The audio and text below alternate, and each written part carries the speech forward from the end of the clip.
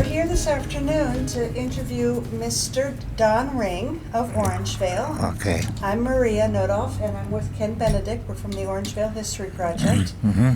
And we would like to learn about your part in Orangevale. First of all, when were you born, Mr. Ring? Okay. September 13, 1935. So that makes me 86. And Okay, so were you born in Orangevale? no, I was born in the Bay Area, and right 9 miles from San Jose in this little town of Sunnyvale. And it was very small at that time. Now it's about 300,000, but when I was born, it was about 3,000. And were your parents native Californians? No, in fact, my mother was born in Gooding, Idaho, and my father was born in North Carolina. And the town is no longer there. I've tried to find that out,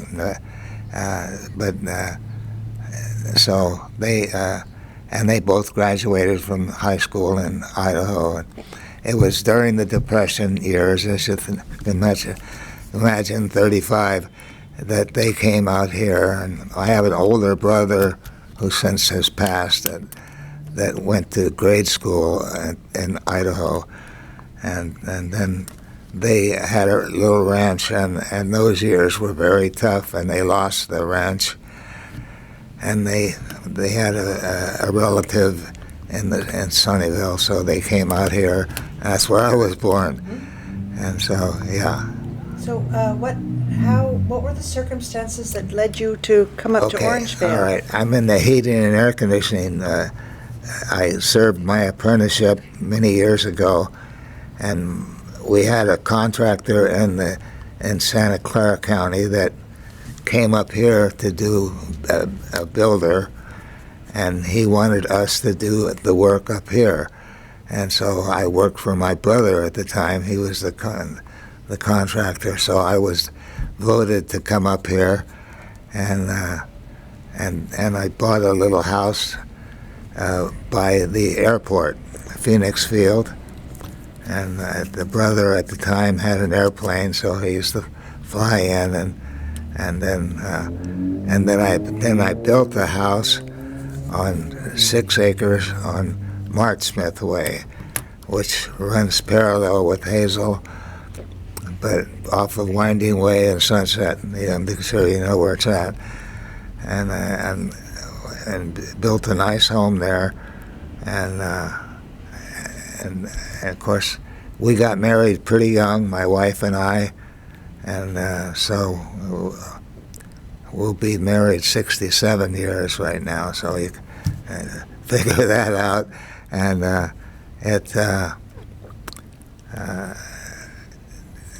pretty much once we moved here, we decided we were not going to go back, and he wanted me to go back to run his shop in Santa Clara, and I said, no, I'm up here. I bought a house. So, and then we built the house on Mart Smith, and then make a long story short, we were there over 20-some years, and one night a guy came knocking on the door, and he says, would you like to sell your property? And I said, I really hadn't thought about it. And he says, what's a figure like this and sound to you? And I said, well, it doesn't sound too bad. And my wife and I talked it over, and so we decided at the time that we would under Prop 13, we built the house and everything. So, and we found out that if we moved out of the county, we would lose the 13. So it was a case, and we had horses, by the way, and you'll see there, and I accepted his offer, and so we were able to. I did put a bid on 10 acres up in El Dorado County, and kind of overlooking the valley, and the guy came back about a week later, and he says, I have to have more than that. And so I said, well, that's about as much as I was going to go right now. So I started looking into the south area, and so we bought 16 acres in Wilton, and we have the horses. That part of it worked out well. But the place in Fair Oaks in Martsmith, they made a gated community out of it, and they built some gigantic houses there and big gate and everything. So it was so we still have the property in Wilton, and it's a pretty good drive. And I have the property here that I purchased in the business. That I just probably one of the better things I did in business. I wasn't going to rent a shop. I did rent from Carl Duke right down the street here on Illinois for a while, and we're going to build a hospital there or something, and I really don't know what's on the corner of Illinois and Greenback now. But originally it was going to be a hospital. Anyway, so I bought the property first down on Main Avenue. Not Main Avenue, that's where I'm at now, but on Greenback Lane, just past Main. And was there for a couple of years. And then this property came available. And the guy that was there used to build septic tanks. And all of this area was septic tanks at that time. So it was kind of a lucrative business for him.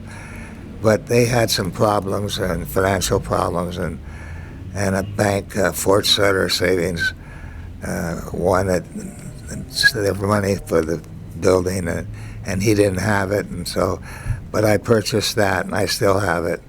So every day I come in and I travel the road and get to know it pretty well. So, but in the meantime, of course, I joined Lions. I got to be a governor in the district, and and then I joined the sheriff's posse, and we went all over the world, really, and. So your residence was in Wilton, but your business was in Orangevale. Yes. Yes. So yeah. your family never lived here. In Fair Oaks, we did. Right. Yes. Yeah. At Martsmith. Yeah. Okay. I just wanted to clear that up. So, so tell me about business in Orangevale. When did you come here? When did you buy the property on Main? Okay, on Main Avenue, I purchased that in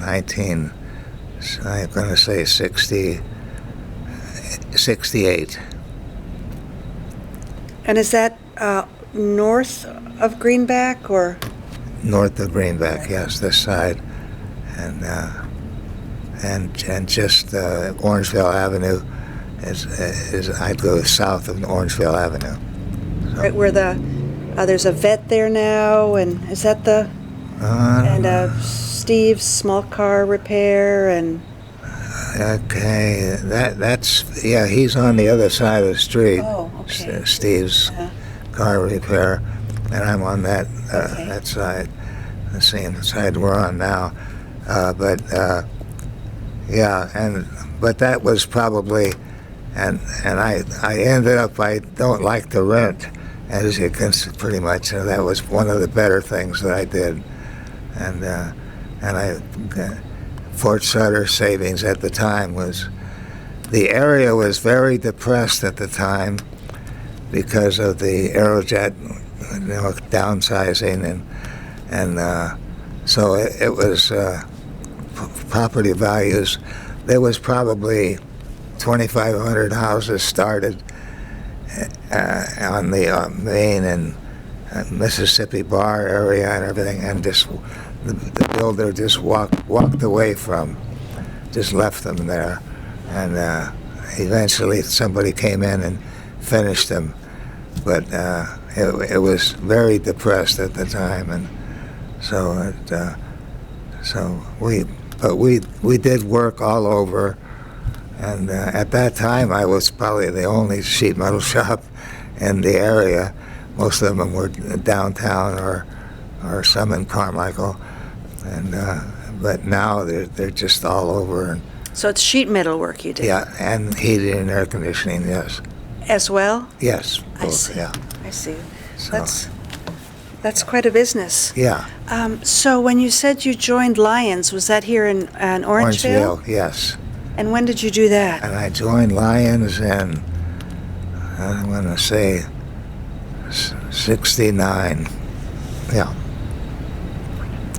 And do you remember any of the people you worked with or socialized with at the Lions Club? Yeah, there's been a few, and I jotted down. I have, and I was just telling him that I have a list of the original ones, but it's in a spot where I can't get to it now, and maybe I can. The charter members, and in those days they used to have to sign it out their names and their own penmanship. But I know some of the names, and I just read them to you if you want. But Chester Allman, Will Benning, and Vern Cable, of course, right here, Roger Lever, and Dale Howard, and a Dale Schrader. Do you know that name? He had a drugstore right yes. here on the Capri Center, and Grant Wu, of course, that owned the Capri.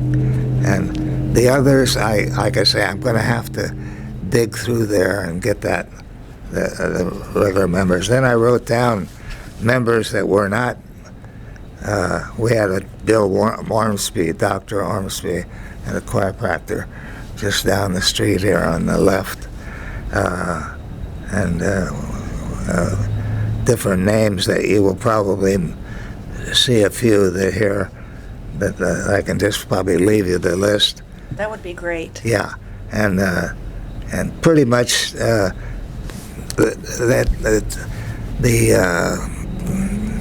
Lions Rotary went through some tough times at that time, and so a lot of people came in and especially on the charter, people like to come in and get their name in the charter, and then off they go. You know, it's like Roger Lever was there at our 50th anniversary, and I dug this one out of our 50th anniversary we had.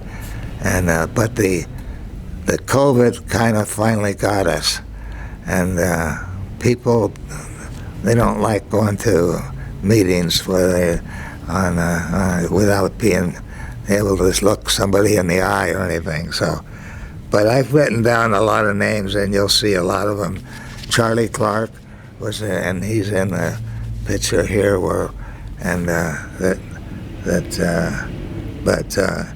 but so, and we did a lot of things, and you mentioned the Braille with the Lions and the eyeglasses. Now we get used eyeglasses, and you'll see, well, right across the street at the market is a case where they call me when it's full, and I come and get it.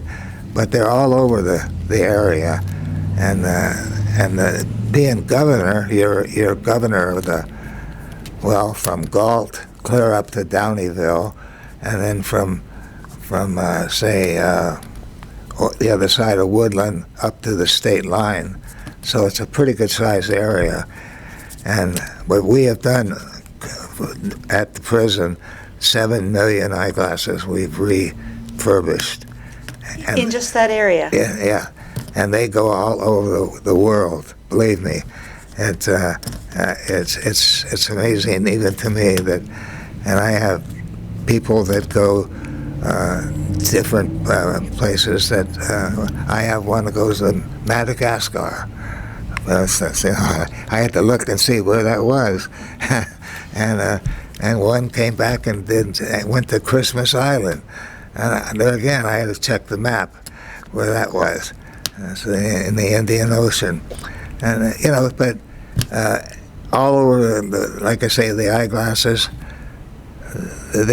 We do the Braille out there. We teach the inmates this, and probably the thing that warms me a little bit, and I'm proud of it, is the Braille. That when these inmates learn Braille and they get paroled, they can get a job anywhere and make very good money.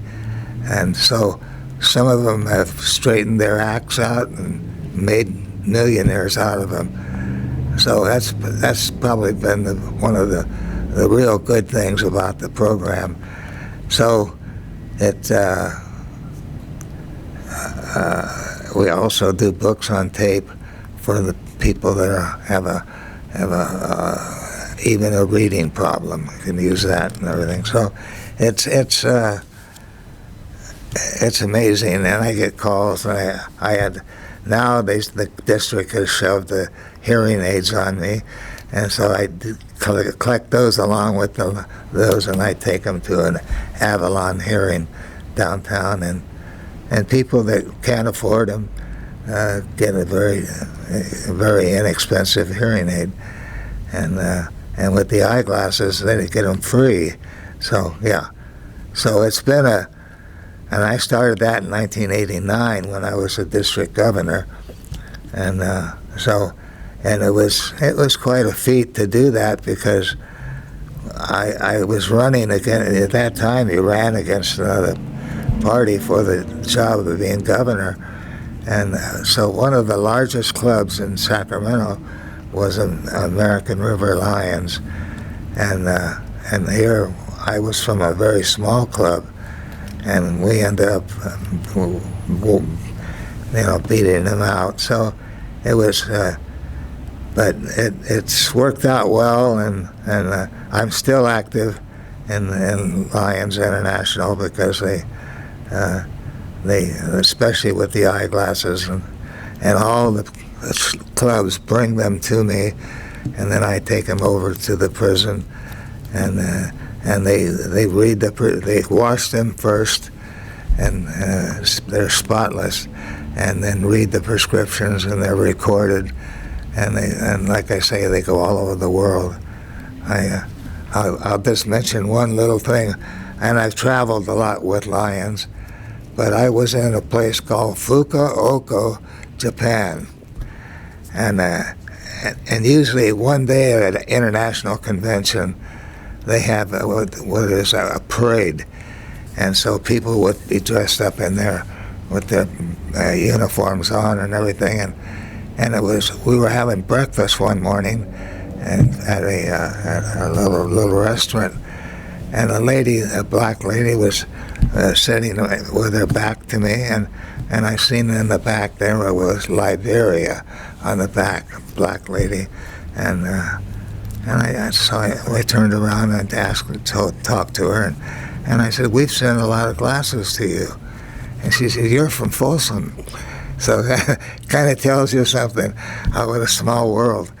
So that being that far away from, so yeah, it's. But that's been the thing that keeps you going. What we did locally. We did a lot of Easter egg hunts, and did a lot of pancake breakfasts, and so then it like I say, when the COVID came, that stopped all of that, and it was. But I still go to meetings, and I actually put I'm in with the Folsom Lions now, and my wife is also the past district governor, and she's from the Folsom Lake Lions, and it's an all-women's club. So we're still pretty heavily involved and we just came back from one in San Ramon, a state convention, and so but so that's what kind of keeps you going in this, and like Charlie Clark is, I notice right here. We started a program at what's the middle school right here? Pasteur. No, not Pasteur. Carnegie. Mm-hmm. And both of my daughters went to Bella Vista because Casa Robo had not started yet. I think a couple. But anyway, we started a program for keep kids away from drugs at, I think, in that picture is at Carnegie. And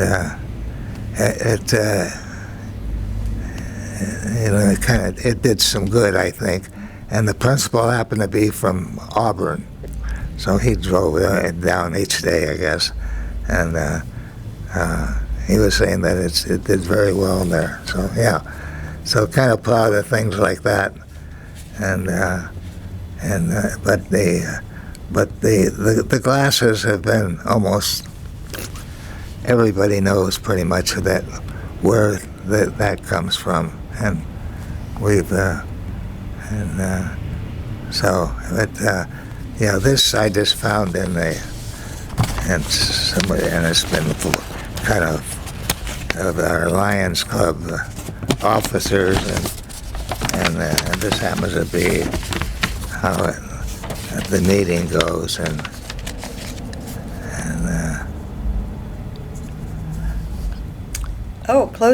closing song, Charlie Clark. yeah, Charlie was a good singer. He had a group that he sang with, and Yeah, we've interviewed Charlie. Yeah. And he has a box for the Lions Club up on his front porch. Yeah. And Charlie's in kind of bad shape right now.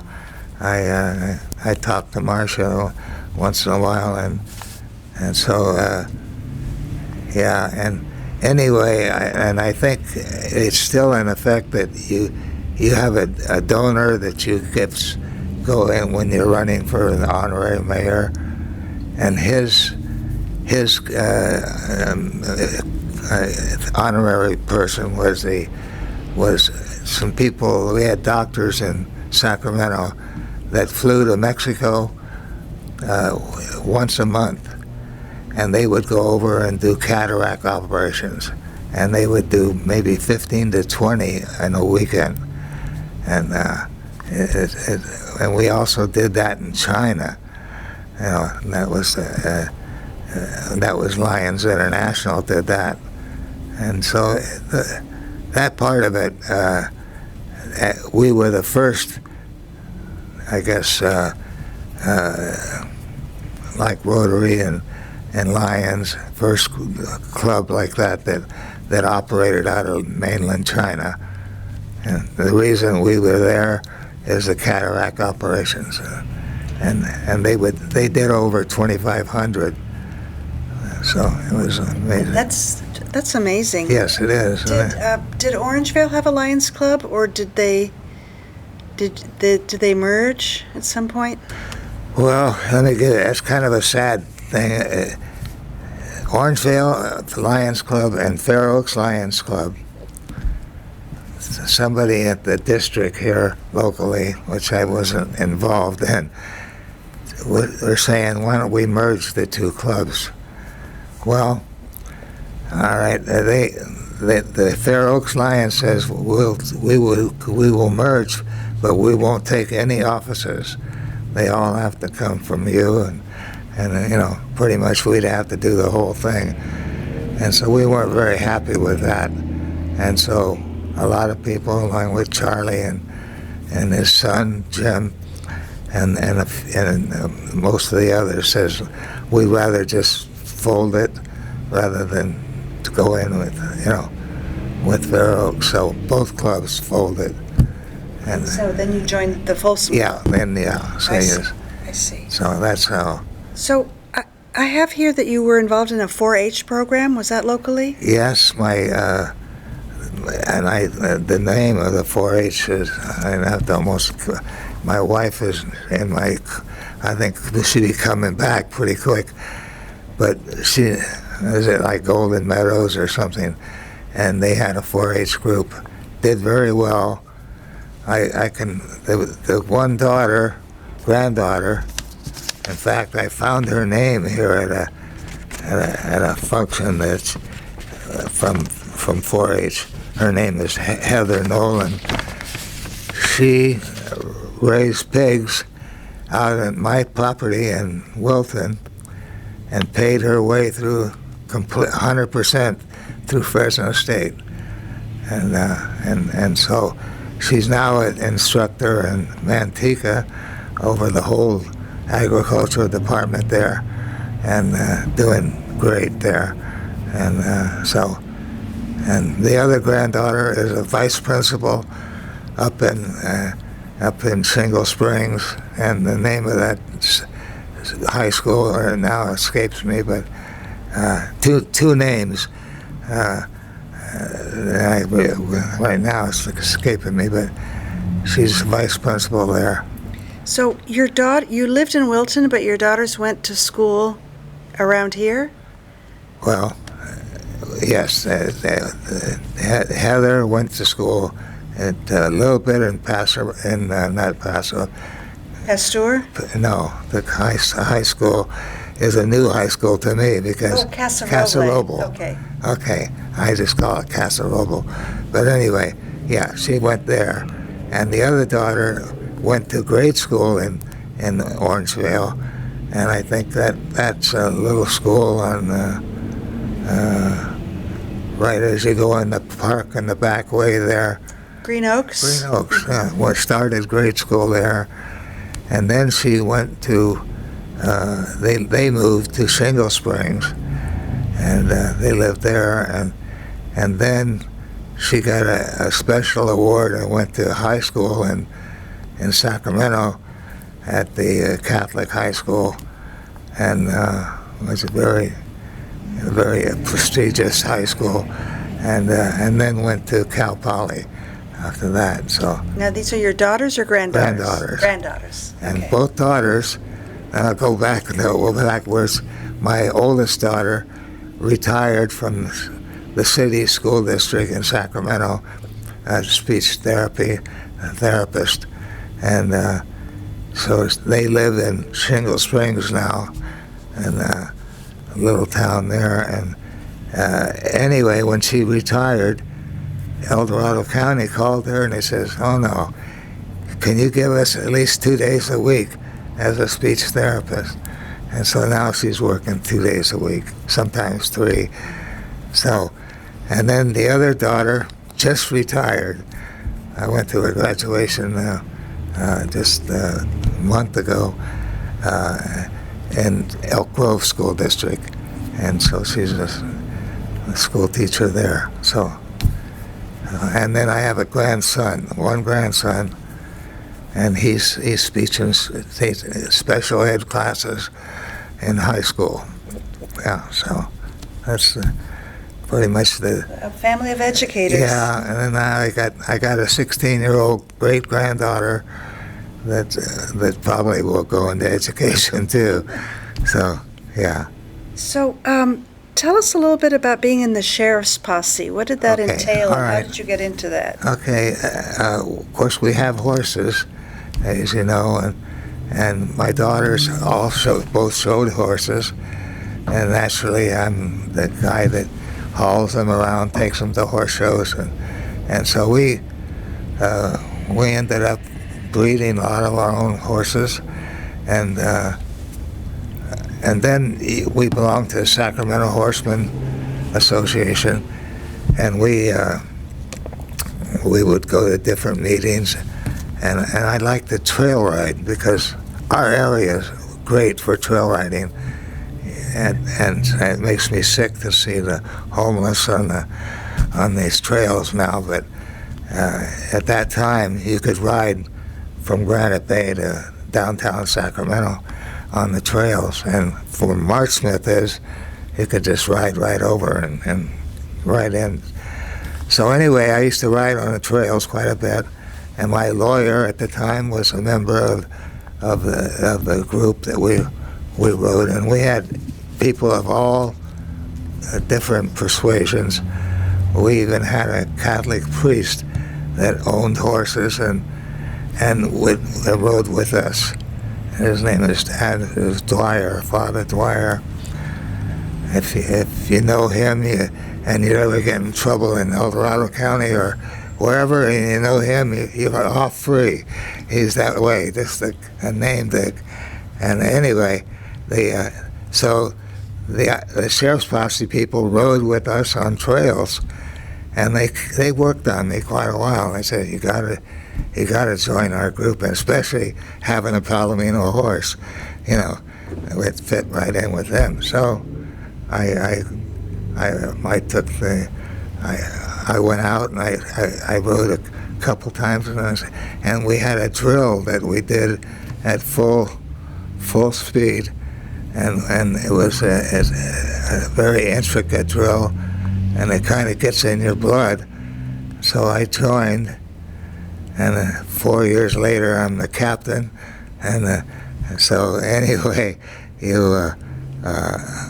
and then we would get invitations to go different rodeos to ride, and like, of course, Folsom every 4th of July, and Reno was one that we hit every month, and so when Reagan ran for governor of the state against Pat Brown,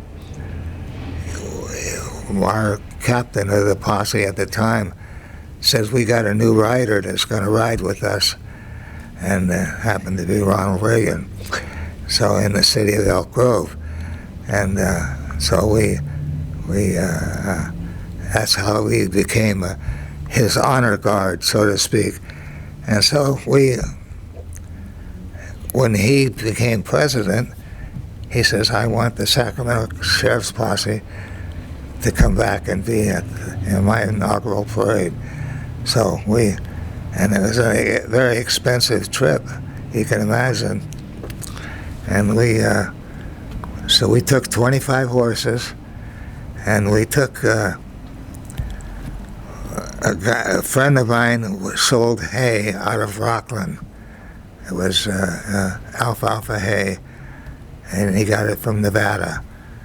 Well, and we all had silver saddles and everything, and you're worried about, up and we kept it at a racetrack and outside of Baltimore, the horses. And so we were worried that we actually had some people to watch the saddles with all the silver on them and everything. And somebody says, you don't need them for the saddles, but you do need them for the hay.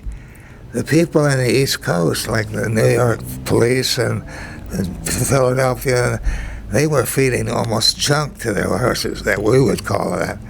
But they'd never seen a good alfalfa hay like California has. Came from Nevada. So it was kind of funny that we thought about our saddles, but it was ended up being that. But so it was, and then I, being captain, I had to go to a couple meetings, and they showed how we would get from where the horses were stalled, and they had heated barns, and because the Potomac was iced over at that time of the year, January 21st, and it was pretty cold, and they had heated barns, and it was pretty nice. The horses never got over that, I don't think, but it was. So we were able to ride, and then one of the members, he's the only one alive besides myself. The name is Joe Mohammed in Sacramento, and he's in his 90s. He got tickets to the balls for us. So we all the posse people got tickets to the different, and they had about 6 different balls. So we weren't all in the same place, but we stayed at the Kennedy Center, is where our ball was, And Reagan was just there for maybe a half hour, and then he went to another one. So, but he thought of us, and I'll never forget, we had a supervisor named Sandy Smoley. You might remember the name. And she was very close to Reagan, and she made a lot of the arrangements for us and everything. So it was just and we all got black tuxedos. And there was a guy in Sacramento at a tailor shop right on K Street. I can remember, but I don't remember the name, and an Italian name. And he made 28 matched black tuxedos for sheriff's posse, and they were a Western cut, different than the regular. And so this was for the parade? For the inaugural. Oh, for the ball. The ball. And then we had our own uniforms, and I still have a couple. And do you have any pictures? Let me show you this one. Was that Celix that made those for you? I think it is. That's the name, yeah. Yeah, and let's see. Yeah, here's a picture. 28 matching tuxedos, Western cut. Western cut. Yeah. He died and went to heaven when he got that order. And that's the uniform that I'm on there, and we're in it. Can we? Yeah, afterwards. Yes, afterwards we'd like to take a picture of this, Sure. or video Yeah. of this. Yeah. That's marvelous. Yeah, and this is quite elaborate, because Woodies, they call them nudies in Hollywood, designed this uniform.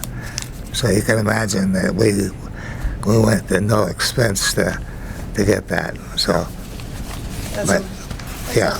marvelous recollection. I also Yeah. have written down here, you also rode in the Rose Parade? Two times. Uh-huh. Okay, and the captain once, so that's the kind I always remember. And yeah, it was the first trip we made there. I was just a member, and I'm in the back, and I don't know if I have one of those pictures. I do at my office, I think. So, but yeah, and you can see that I had to look through some old papers. Mm-hmm. But this was printed by the Folsom Telegraph at the time. That I had to MC a funeral, and one of the guys came up and said that he was with Folsom Telegraph, and that his mother was Lorraine Hasbrook, I think, and she's the one I dealt with always with Folsom. So yeah, but it's a lot of things that are, that are good memories, and you just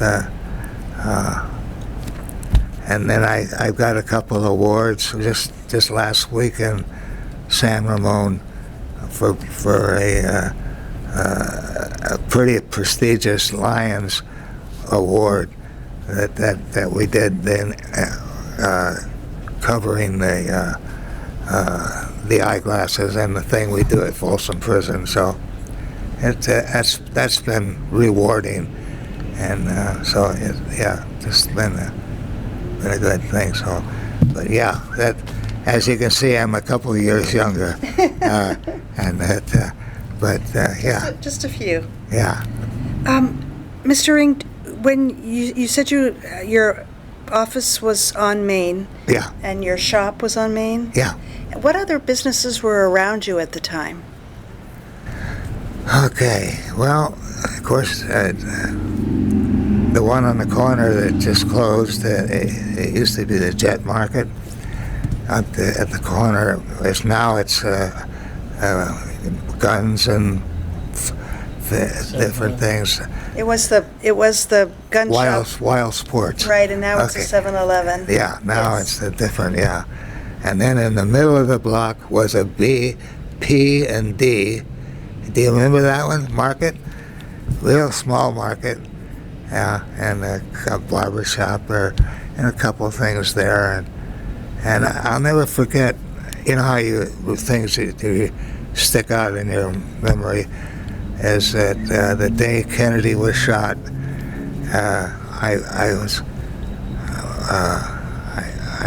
my wife called me on my pager, said that the president's been shot, and there used to be a greenback market right on the corner, and now there's an auto parts place there, and I can remember this guy coming out and getting his flag and putting it at half staff, just that quick, you know. That impressed me, you know, on that day that he was shot. But anyway, but that was a good shop for us, and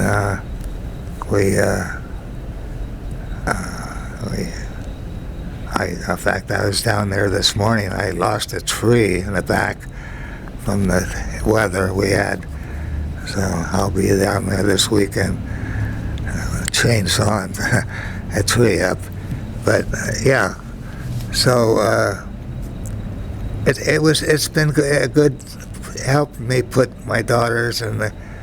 So now we've got 5 great grandkids, and the one great granddaughter I told you was 16, and she'll do very well, and and she's up. They live in Shingle Springs, and she raises cattle, and yeah, but like I say, the business had been good to us, helped me pay the way for college, and So you still have your business? yeah, no, not the business, the property. Okay, so you're managing the property Yeah, now? just take care of I it. see. So so you didn't sell it, you rent? Yes, rent it out, Okay. and I have a motors there. Dave's European Motors is there, and That used to be a bus barn for the district? but no, I don't think it was a bus barn. If it was, the guy built cement septic tanks there that was there before me, and he lived someplace down here, and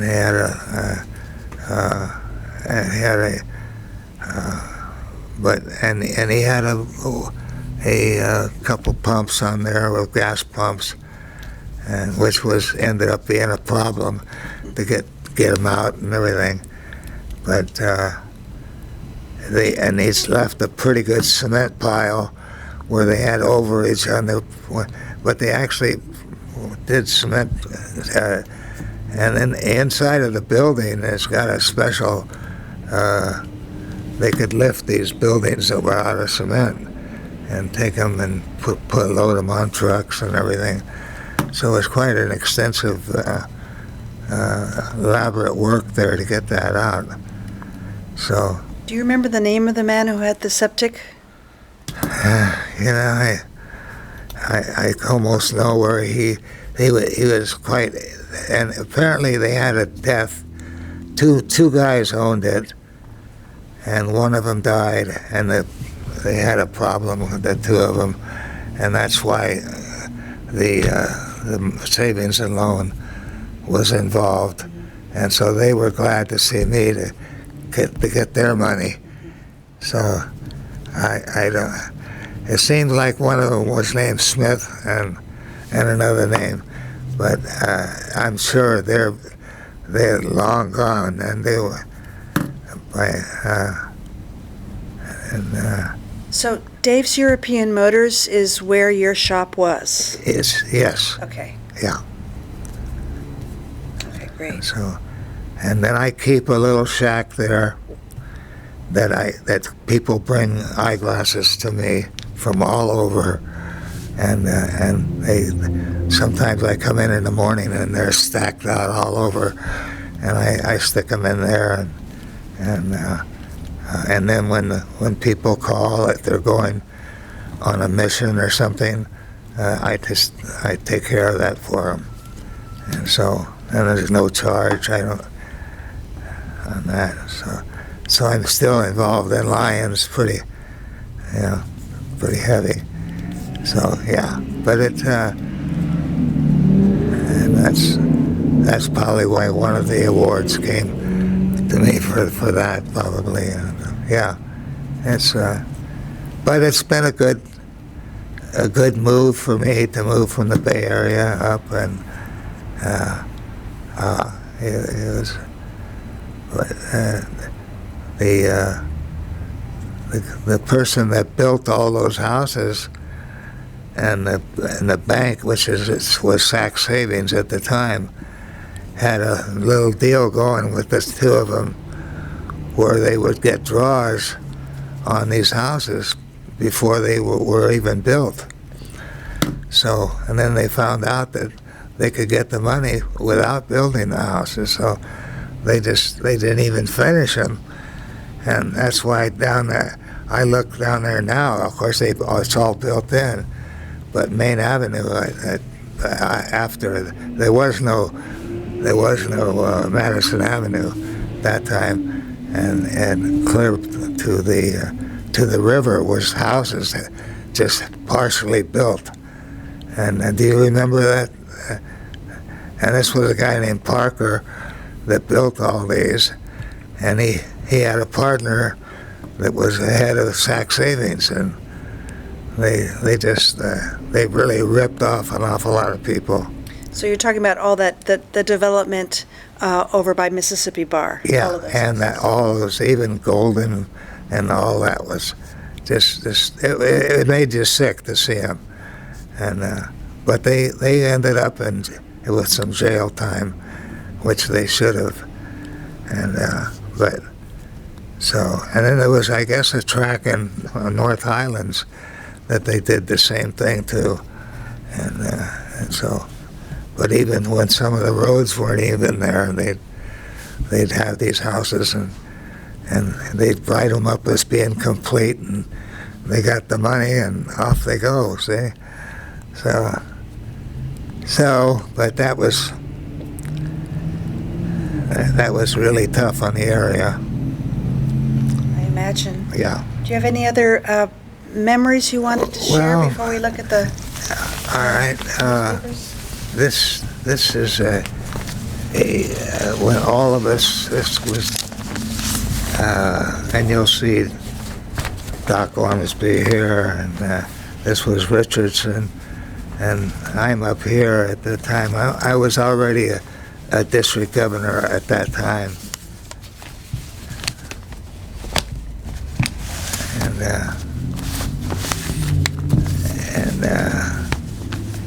Then I put down here at the bottom some people and her father was in the posse at one time, and his name was Casey Anderson. Do you ever hear that name? And his daughter was a Lynn Anderson, who was a Western singer.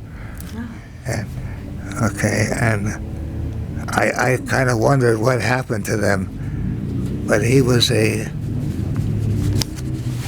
rode with the sheriff's posse a couple times, along with Waddy Smithhart, who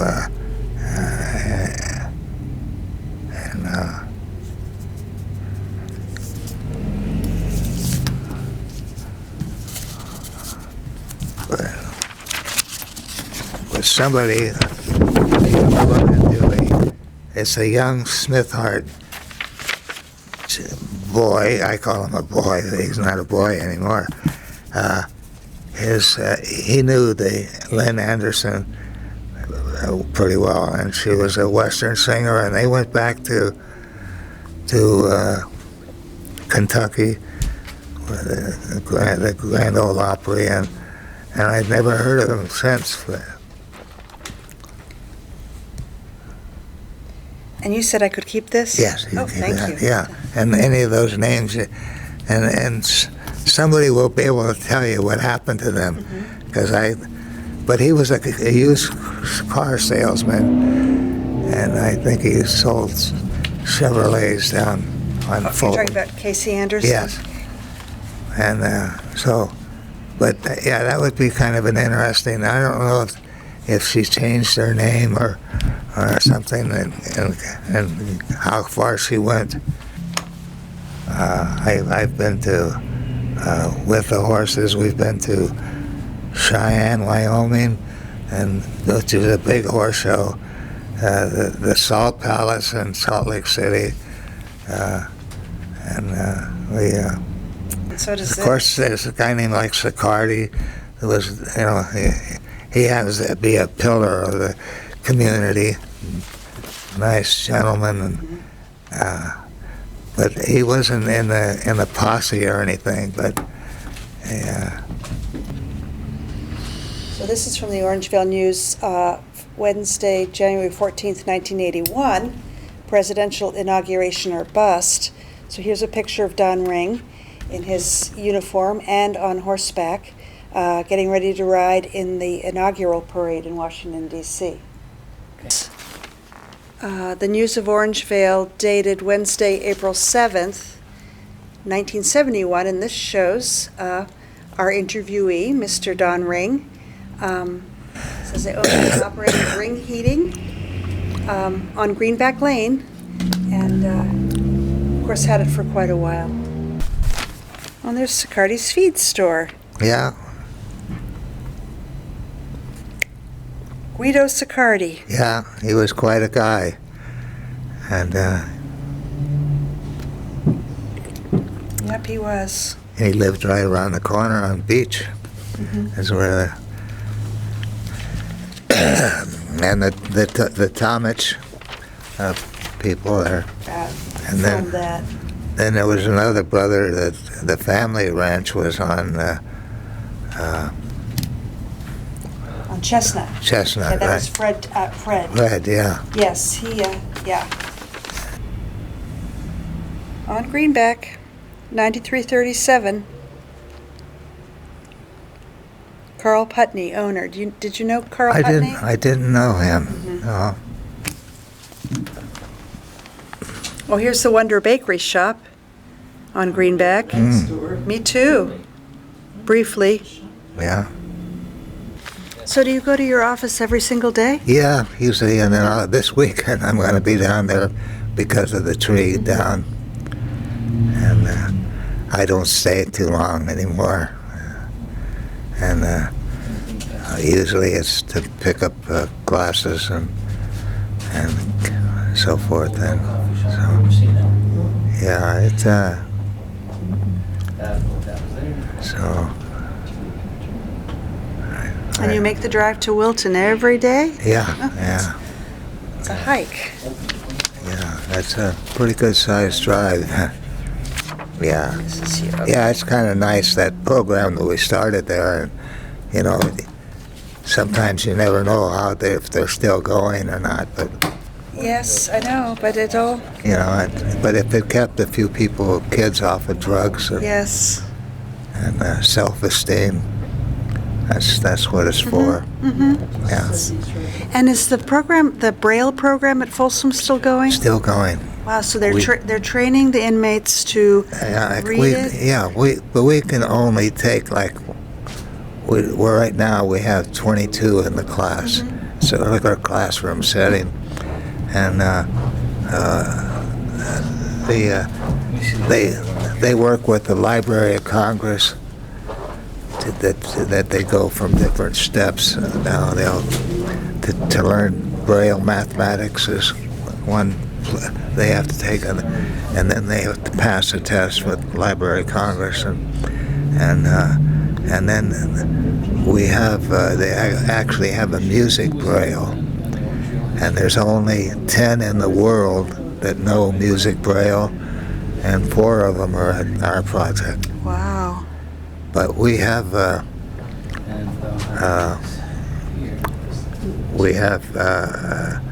there's 2,500 blind students in the state of California, and we're doing the Braille books for all of them around there. Wow. So So the inmates, they learn how to read it All right. And then make the books on it. they learn how to make the books? Yeah.